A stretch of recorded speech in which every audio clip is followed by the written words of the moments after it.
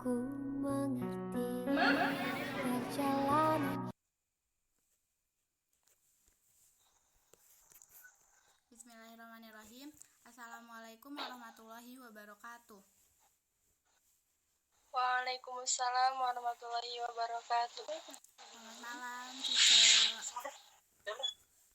Di sini Malam Hiday. jadi gini, aku di sini mau tanya-tanya tentang Cice gitu. Boleh ya? Boleh.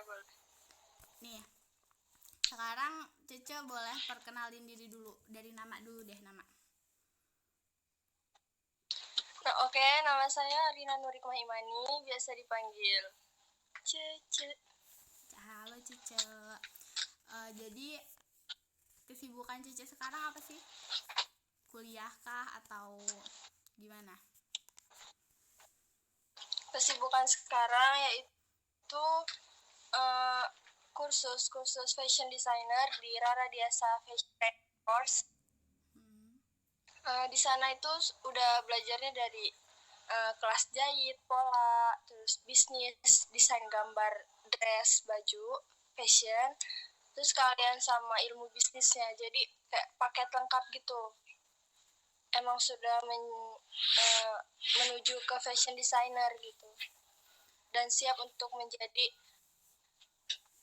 entrepreneur di fashion. Dan juga kuliah pendidikan bahasa Inggris di IAIN Nur Lampung. Tapi belum mulai kuliahnya karena baru keterima kemarin jalur beasiswa. Bukan selain jam kursus itu ada kegiatan Rumah Inspirasi. Rumah Inspirasi itu menampung pemuda-pemuda yang memang bersemangat untuk menjadi pemuda yang produktif. Di sana ada kelas bisnis, kelas desain grafis, kelas bahasa Inggris, public speaking.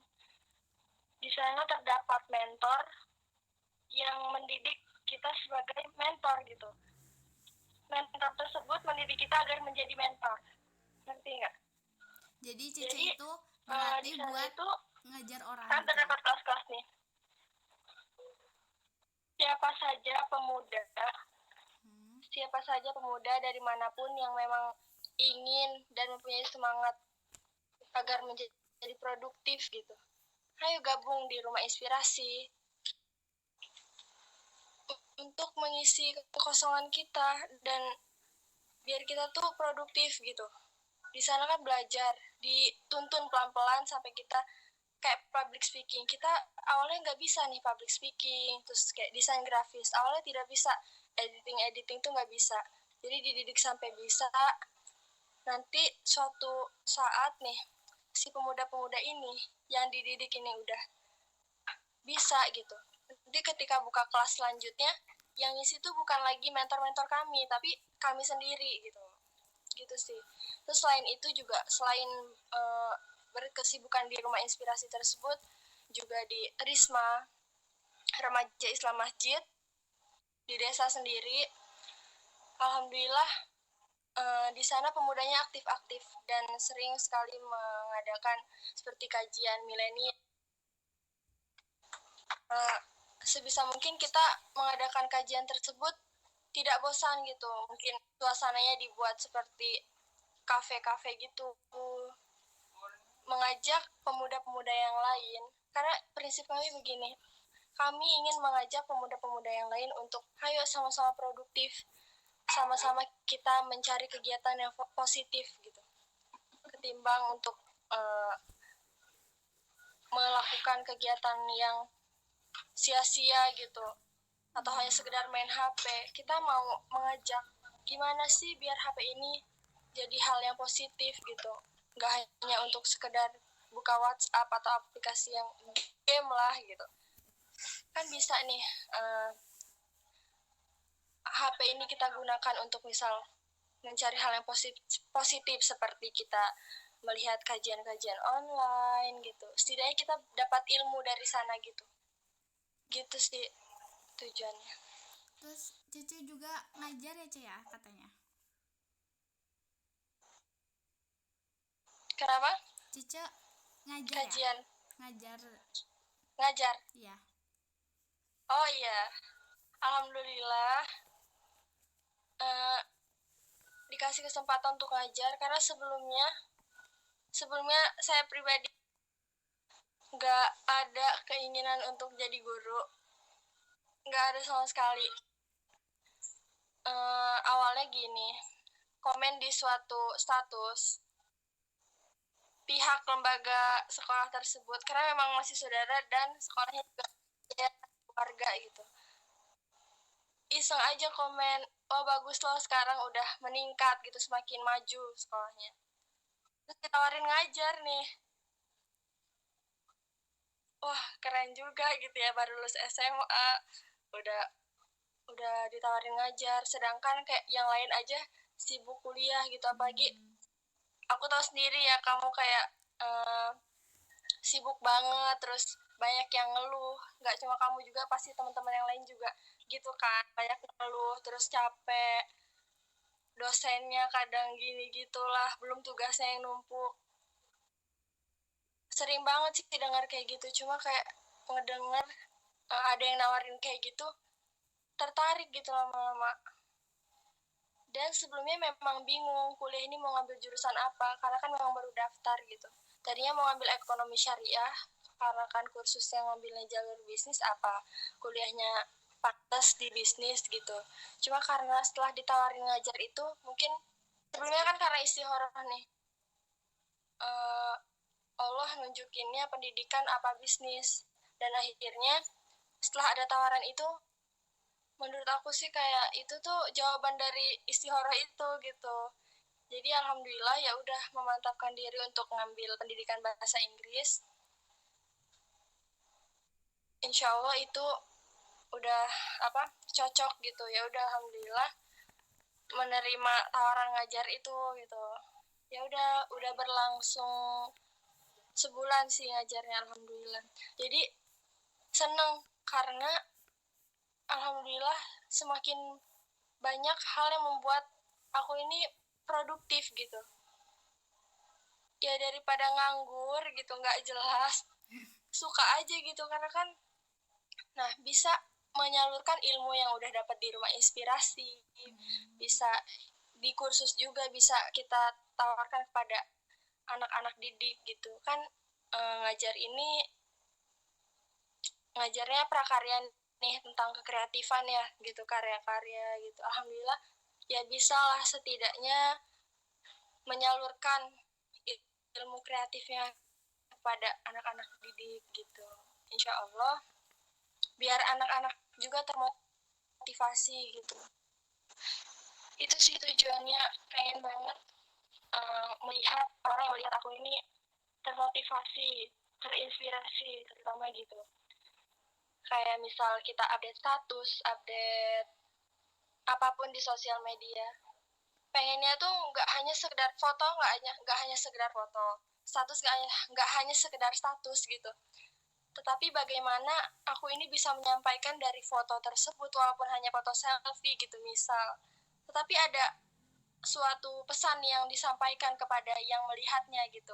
Misal Instagram kepada followers yang melihatnya, misal seperti captionnya yang membuat orang yang melihatnya termotivasi gitu, walaupun misal fotonya sendiri tapi captionnya bermakna, tapi kan orang misal kayak pesan gitu, dari situ kan misal orang nggak tahu gitu, jadi termotivasi, terinspirasi dari situ. Itu sih kayak pengen membuat sosial media ini ajang untuk belajar dan menambah ilmu gitu. Itu sih. Kan Cece nih sibuk banget ya, kursus, abis itu ada rumah inspirasi kayak gitu-gitu kan. Nah pasti sulit menurut Cece, gimana sih cara kita bagi waktu gitu kan, karena aku juga kan, aku cuma kuliah tapi kayaknya bagi waktu itu susah gitu. Nah kalau bagi waktu menurut Cece itu gimana sih? Kalau soal waktu ya, waktu itu kan sangat berharga ya. Aku pribadi pun susah banget bagi waktu, susah. Tapi memang kalau memang kita banyak kegiatan ya, seperti yang misal kuliah, tugas pasti numpuk terus dan belum lagi deadline-nya yang terus menghantu kita gitu ya. Ya memang sebisa mungkin kita harus bisa ya mengaturnya. Karena kan setiap orang pasti kesibukannya berbeda-beda. Misal kita kuliah dengan jurusan yang sama, dengan tugas yang sama, tapi kan keseharian kita berbeda gitu. Misal aku ngajar, misal kamu ngapain gitu kan beda-beda. Itu kalau soal waktu memang tergantung masing-masing. Cuma kalau aku pribadi kayak bagi waktu tuh ya udah sebisa mungkin jangan sampai prioritas kita tertinggal sih, kayak misal nih yang paling utama ya sholat gitu. Kalau waktunya sholat ya sholat. Kalau misalkan jangan sampai misal kita kuliah, jangan sampai karena kita kuliah kita jadi meninggalkan sholat gitu. Ya udah kalau misal waktunya sholat lah, sholat gak nyampe kan 5 menit ya, setidaknya luangkan waktu gitu kan emang. Jadi kan kalau udah sholat ya tenang gitu. Kalau memang banyak kegiatan sih harus banget kayak merelakan waktu istirahat. Aku jujur karena benar-benar padat ya, merelakan banget waktu istirahat. Tapi ya udah, asalkan kita seneng dan selagi positif ya udah gitu. Dan gimana ya, oke-oke aja asalkan kita juga bisa jaga kesehatan gitu. Gitu aja sih, bener. Kalau memang banyak kegiatan harus merelakan waktu luang dan waktu istirahat, karena memang gak ada istirahatnya. Misal baru selesai ini kita udah ada agenda lainnya, itu memang udah resiko kita gitu, kita yang memilih untuk melakukan hal tersebut gitu sih. Penting banget untuk doa kalau emang mau punya sesuatu. Aku pun semua yang aku lakukan sekarang ini berbalik arah banget, berbanding terbalik dengan apa yang aku pengenin. Aku gak ada niat untuk jadi fashion designer gitu, gak ada niat juga untuk jadi guru gitu. Emang dulu awalnya kan pengen ngambil ilmu Al-Quran gitu biar memperdalam tilawahnya gitu. Tapi ya qadarullah, Allah ngasih jalannya ke fashion designer gitu, mungkin ini rezekinya di sini. Nah kalau udah kayak gitu, misal Allah nggak nunjukin aku untuk kuliah di ilmu Al-Quran tafsir itu, misal kamu juga nih gak bisa melampaui apa yang kamu inginin, kamu pengen kesini tapi Allah belum nunjukin, ya udah berarti itu bukan rezeki kamu dan itu belum baik untuk kamu gitu. Dan yang Allah tunjukkan saat ini untuk kamu berarti itu yang baik untuk kamu gitu. Ya udah, kalau misal Allah udah nunjukin ke sini, kamu sekarang prodi pendidikan fisika, Allah udah nunjukin ke situ, berarti itu baik untuk kamu.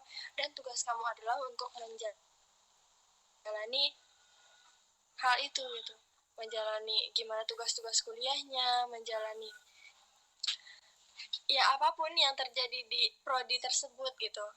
Nah lama-lama kan setelah lulus mungkin Allah ngasih rezekinya jadi dosen atau jadi profesor, kan kita nggak ada yang tahu. Nah semua itu, hasil itu tergantung usaha kita. Kalau kita semangat belajarnya, ya bakal jadi orang nantinya gitu.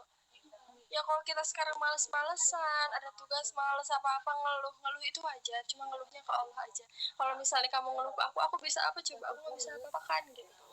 Intinya doa apapun tuh libatkan Allah biar semuanya berjalan dengan lancar gitu, dengan sesuai dengan apa yang kita inginkan gitu. Aduh, Cica ini mantap banget pokoknya. Terakhir nih Cak, motivasi buat aku atau buat yang lainnya gimana? Buat aku aja deh, buat aku sebagai orang yang suka ngeluh sama Cece udah dengerin semua keluh kesah aku selama ini gitu kan. Cece tahu aku gimana gitu. Menurut Cece, biar aku nih bisa produktif kayak Cece, biar aku nggak mageran lagi gitu, itu gimana? Motivasinya kalau sekarang nih lagi kuliah kan daring dengan suasana yang kayak gini, itu harus tetap semangat sih. Mau nggak mau kan kita harus jalani gitu kan, mana ada yang tahu kita bakal kayak gini. sekolah aja nggak ada perpisahan gitu, tiba-tiba semuanya bubar gitu. Sekarang aja teman-temannya udah nggak tahu kemana ya, kayak aku di mana, kamu di mana gitu, nggak ada yang tahu kabarnya gimana. Ya intinya sekarang kan udah balik nih ke kesibukan masing-masing, semua orang pasti kesibukannya beda-beda. Ya udah, semangat menjalani hal itu gitu. Kita semua punya impian yang berbeda-beda dan porsinya pun beda-beda gitu. Impian itu tergantung kita. Kamu mau jadi apa? Ya udah, kamu usahain gitu. Ya aku nggak tahu cara, misal kamu punya impian jadi dosen, ya aku kan impiannya beda sama kamu, jadi aku nggak tahu cara menaklukkan biar jadi dosen tuh gimana gitu. Ya itu balik lagi ke masing-masing. Intinya semangat sih, walaupun keadaannya kayak gini, lagi pandemi, mana ada yang tahu kan, kita nggak tahu bakal kayak gini. Ya harus bersyukur, tetap kita syukuri, memang sudah jalannya kayak gini gitu. Ya ikhlas, yang penting ikhlas jalaninnya biar hasilnya nggak sia-sia gitu. Percuma misal belajar daring tapi males-malesan terus nggak ikhlas ngejalaninnya, nanti bakal yang kita dapat sia-sia. Kita udah dengerin nih, capek-capek ngeluangin waktu, misal dengerin dosen ngomong tapi kitanya nggak ikhlas, nggak bersyukur, ngeluh, nanti apa yang kita dengerin bakal hilang gitu kan, sia-sia nih, percuma gitu kan, sayang banget gitu, kita udah luangin waktu tapi hilang begitu aja. Kita ya tetap semangat, jangan never give up lah untuk mengejar cita-cita gitu. Reach your dream come true gitu. Semangat untuk mengejar cita-cita karena impian itu ada di tangan kita gitu. Bukan di tangan orang lain, impian kamu nggak ada di tangan aku gitu. Aku pun memegang impian aku gitu. Ya udah gitu aja sih. Semangat. Jangan lupa sholawat dan berdoa. Libatkan Allah dalam setiap kegiatan aku. Siap. Makasih ya Cece ya, udah meluangkan waktunya untuk sharing kita tentang ini semua. Makasih atas motivasinya, udah berbagi cerita. Kalau gitu apa ya? Iya, saling mendoakan aja, karena semakin banyak kita mendoakan orang lain, insya Allah doa baik itu kembali kepada kita. Iya. Ya udah gitu aja ya Cece. Assalamualaikum. Oke. Waalaikumsalam. Jadi setelah melakukan wawancara kepada saudari Rina Nurhikmah Imani, di sana kita dapat mengambil kesimpulan bahwa Arina itu adalah orang yang taat terhadap agamanya, yaitu Islam kan. Nah, dia melakukan apapun itu dia selalu melibatkan Allah. Dia menganjurkan kita untuk bersolawat, dia menganjurkan kita untuk sholat istikharah dalam memutuskan sesuatu, dia selalu melibatkan Allah. Berarti dia itu masuk ke dalam dasar dharma yang pertama, yaitu takwa kepada Tuhan Yang Maha Esa. Kemudian dia itu adalah orang yang sangat produktif, dia itu adalah orang yang rajin, dia dapat mengembangkan potensi diri dia produktif, melakukan sesuatu itu dengan sangat bermanfaat. Berarti sikap dia itu menunjukkan dasar dharma ke-6, yaitu rajin, terampil, dan gembira, karena dia orang yang sangat terampil. Kemudian juga Arina itu kan dia mempunyai amanah untuk diberi amanah untuk mengajar di suatu sekolah kan. Berarti dia itu mempunyai sikap tanggung jawab, yaitu dia diberi tanggung jawab untuk mengajar di sekolah. Berarti dia masuk ke dalam dasar dharma yang ke-9, yaitu bertanggung jawab dan dapat dipercaya. Kemudian yang terakhir, kita dapat melihat bahwa tutur kata dari Arina Nurhikmah itu sangatlah baik.